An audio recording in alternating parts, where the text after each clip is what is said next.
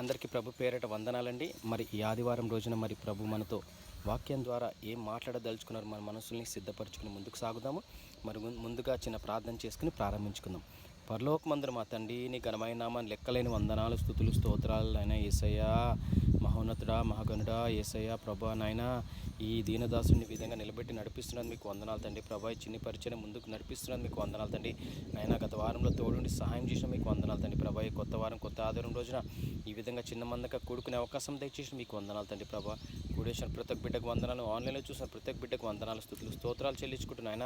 మీకే వందనాలు, మీకే ఆది నుంచి అంతవరకు మీకే మహిమ ఘనత చెల్లించుకుంటూ నాయన తండ్రి ప్రభా యేసయ్య ప్రభా మీకు వందనాలు, స్తుతులు, స్తోత్రాలు చెల్లించుకుంటూ చిన్ని ప్రార్థన నజరేయుడైన యేసు నామమున అడిగిపెట్టుకున్నాం తండ్రి, ఆమేన్.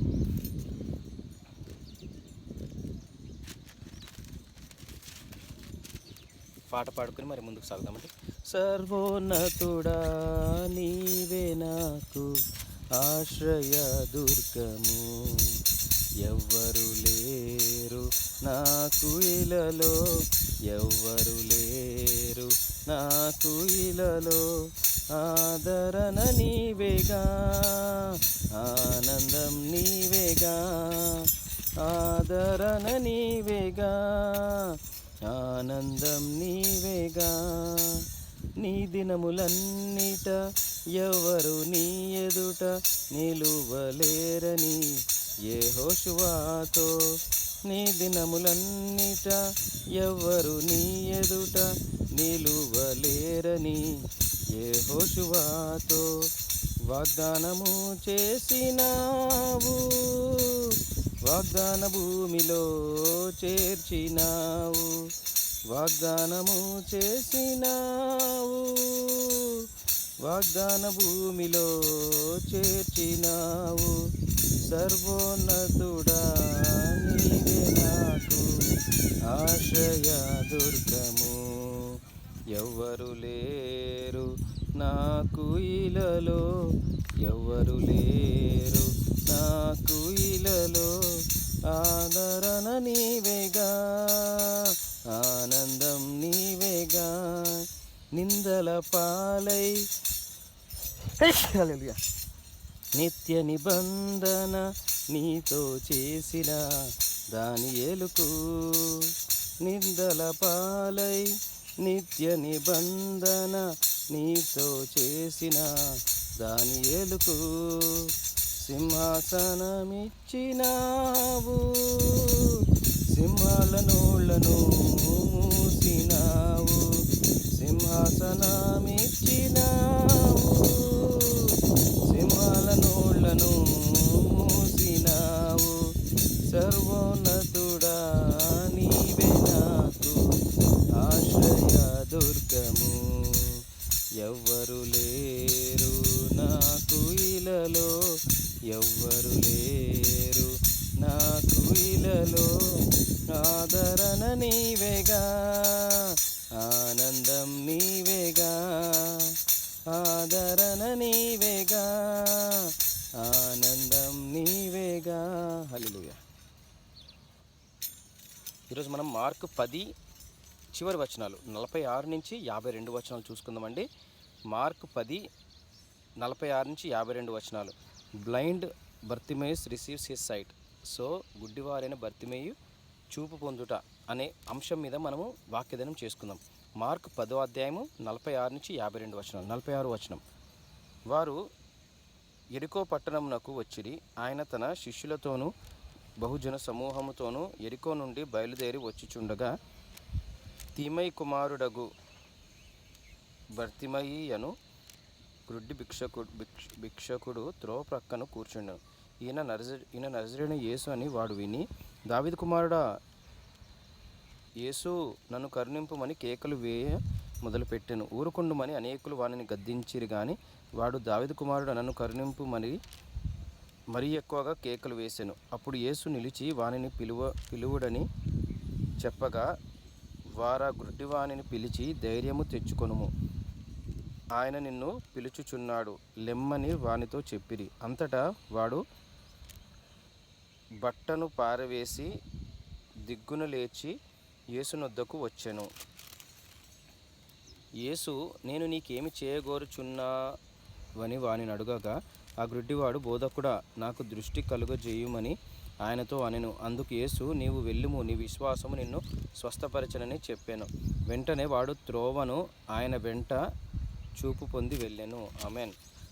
సో మనం ఇక్కడ మార్కు 10:46-52 చూసుకున్నట్లయితే, వారు యెరికో పట్టణమునకు వచ్చిరి.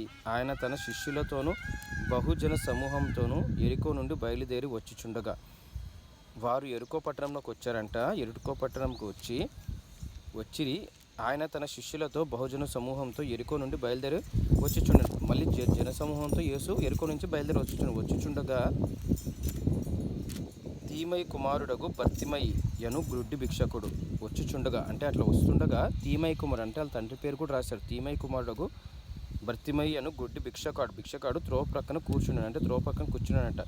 సో ఈయన నజరేయుడగు యేసు అని వాడు విని, అంటే ఈయన నజరేయుడగు యేసు అని విని జనాలు మాట్లాడుకుంటున్నారంట అక్కడంతా.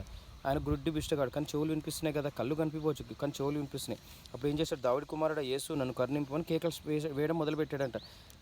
మొదలుపెట్టాను. ఊరకుండుమని అనేకులు వాడిని గద్దించారంట. ఊరుకుండు, ఎందుకు అరుస్తున్నావు, ఊరుకుండు అంటే అయినా వినలేదు. అయినా గుడ్డి భిక్షగాడు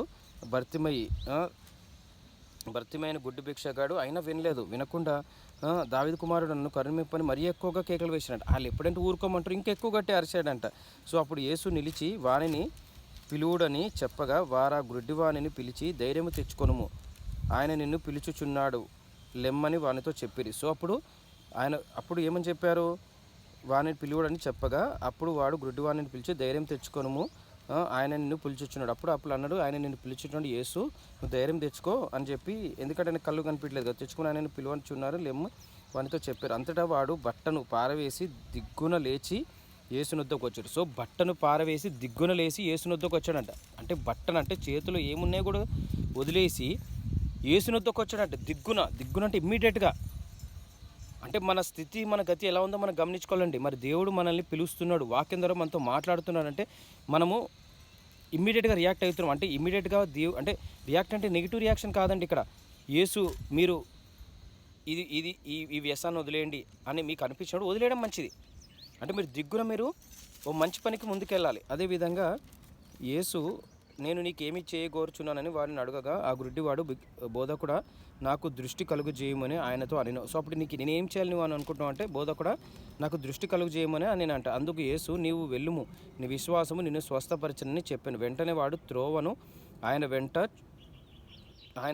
చూపు పొంది వెళ్ళాను. సో అందుకు యేసు, నీవు వెళ్ళుము, నీకు విశ్వాసం నిన్ను స్వస్థపరిచిందని చెప్పేసి వెంటనే వాడు త్రోవను ఆయన వెంట చూపు పొంది వెళ్ళాను. సో అప్పుడు ఆయన త్రోవ వెంట కళ్ళు వచ్చేసి, నీ విశ్వాసం నేను స్వస్థపరిచిందని యేసు అన్నాడు. అన్న తర్వాత ఆయన ఇంకా అప్పుడు అందుకు యేసు, నీవు వెళ్ళుమనగానే నీ విశ్వాసం నేను స్వస్థపరిచని చెప్పగానే వెంటనే వాడు త్రోవను ఆయన వెంట చూపు పొంది వెళ్ళాను. సో అప్పుడు యేసు ఇంకా నీ విశ్వాసం ఇష్టపడి నువ్వు వెళ్ళమని చెప్పి యేసు వెళ్ళిపోతుండగా అప్పుడు చూపు పొందాడు కదా, యేసుని ఇంకా వెంబడించాడంట. సో ఇక్కడ మనం చూసుకోవాల్సిందే బిగ్గున అంటే ఇమ్మీడియట్గా మనం యేసుని వద్దకు రావాలి, సంఘంలోకి రావాలి. వాక్యము, ప్రార్థన అన్నిటి మనము ఆలస్యం చేయొద్దు. అసలు నెగ్లిజెన్స్ అనేది, లేజినెస్ అనేది రావద్దు.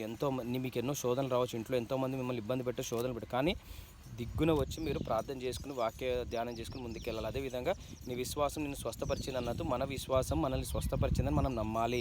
యేసు మీద విశ్వాసం ఉంచి మనం ముందుకు సాగాలి. ఏ కష్టం వచ్చినా, ఏ బాధ వచ్చినా, ఏది వచ్చినా కానీ, ఏ జాబ్కి వెళ్ళినా, ఏ ఇంటర్వ్యూకి వెళ్ళినా, ఏ జాబ్ అప్లై చేసినా, ఏ రిటర్న్ ఎగ్జామ్కి వెళ్ళినా, ఏ మెడికల్ ట్రీట్మెంట్కి వెళ్ళినా, ఎక్కడికి వెళ్ళినా మనము యేసు మీద విశ్వాసం ఉంచి వెళ్ళాలి. అప్పుడు దేవుడు మనల్ని స్వస్థపరుస్తాడని. సో దిగ్గున వెళ్ళాలి, యేసు మీద విశ్వాసంతో ముందుకెళ్తే మన కార్యాలు సఫలం జరుగుతాయని నమ్మి విశ్వసించి ముందుకు సాగాలి. మరి వచనాలు ఈ వారమంతా ధ్యానించుకుని ముందుకెళ్దామండి.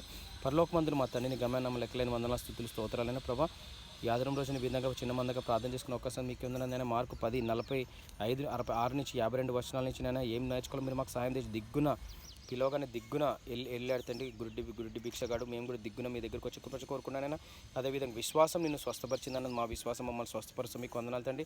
నాయన, మేము చేసిన తప్పులన్నింటి మమ్మల్ని సరిదిద్ది నిలబెట్టి నడిపిస్తున్నందుకు మీకు వందనాలు తండ్రి. ఈ వారమంతటి వచనాలు ధ్యానించుకుని ముందుకు సాగే కృపంచ కోరుకుంటూ మీకే మహిమగంతా చెల్లించుకోడు ఈ చిన్ని ప్రార్థన నజరేయుడైన యేసు నామమున అడిగి పెట్టుకుంటున్నాం తండ్రి. ఆమేన్. అందరికీ shalom. Have great day. Thank you.